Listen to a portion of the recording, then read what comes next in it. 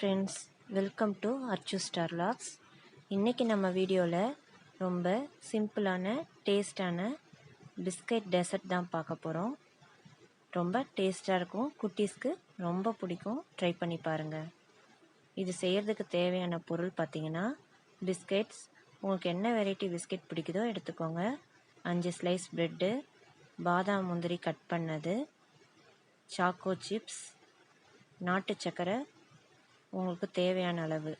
பிஸ்கெட்டில் already sweet இருக்கும், so தேவையான அளவு மட்டும் நீங்கள் நாட்டு சக்கரை எடுத்துக்கோங்க. ஒரு டம்ளர் காய்ச்சி ஆற வச்சு சில் பண்ணி வச்சுருக்க பால் எடுத்துக்கோங்க. நான் இன்றைக்கி 250 ml காய்ச்சி ஆற வச்ச பால் எடுத்திருக்கேன். இது செய்கிறதுக்கு ஃபஸ்ட்டு ஒரு மிக்ஸி ஜார் எடுத்துக்கோங்க. அதில் ஆல்ரெடி நம்ம எடுத்து வச்சுருக்க பிரெட் ஸ்லைஸை கட் பண்ணி சேர்த்துக்கோங்க. கட் பண்ணி சேர்த்துட்டு ரொம்ப ஃபைனாக அரைக்காமல் கொஞ்சம் கொரன்னு இந்த மாதிரி அரைச்சி எடுத்துக்கோங்க. அரைச்சதுக்கப்புறம் ஒரு பாத்திரத்தில் மாற்றிக்கோங்க. மாற்றிட்டு அதே ஜாரில் நம்ம ஆல்ரெடி எடுத்து வச்சுருக்கோம் இல்லையா பிஸ்கட், அதை எடுத்துக்கோங்க. அதையும் ரொம்ப ஃபைனாக அரைக்காமல் கொஞ்சம் கொரன்னு இந்த மாதிரி அரைச்சி எடுத்துக்கோங்க.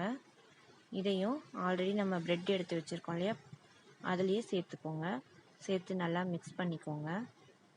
மிக்ஸ் பண்ணிவிட்டு திரும்பவும் ஜாரில் சேர்த்து அதில் நம்ம ஆல்ரெடி நாட்டு சக்கரை எடுத்து வச்சுருக்கோம் இல்லையா, எந்த அளவுக்கு நமக்கு ஸ்வீட் தேவைப்படுதோ அந்தளவுக்கு அதில் நாட்டு சர்க்கரையை சேர்த்துக்கோங்க. நாட்டு சர்க்கரையை சேர்த்து பல்ஸில் ஒரு சுற்றி எடுத்துக்கோங்க. ஒயிட் சுகர் சேர்க்கலாம், நான் ஆனால் இன்றைக்கி நாட்டு சர்க்கரை தான் சேர்த்துருக்கேன். பல்ஸ் மோடில் ஒரே ஒரு தடவை போட்டு எடுத்துட்டு அதுக்கப்புறம் நம்ம எடுத்து வச்சுருக்க பால் இருக்குது இல்லைங்களா, அதையும் சேர்த்துக்கோங்க. சேர்த்து திரும்பவும் பல்ஸில் ஒரு சுற்றி எடுத்துக்கோங்க. அரைச்சதுக்கப்புறம் இப்படி தான் இருக்கும். ரொம்ப ஃபைன் பேஸ்ட்டாக இல்லாமல் கொஞ்சம் கொரன்னு இருக்கும். இந்த மாதிரி எடுத்துக்கோங்க. இப்போ நம்ம எதில் சர்வ் பண்ணணும்னு நினைக்கிறோமோ அந்த பவுல் எடுத்துக்கோங்க.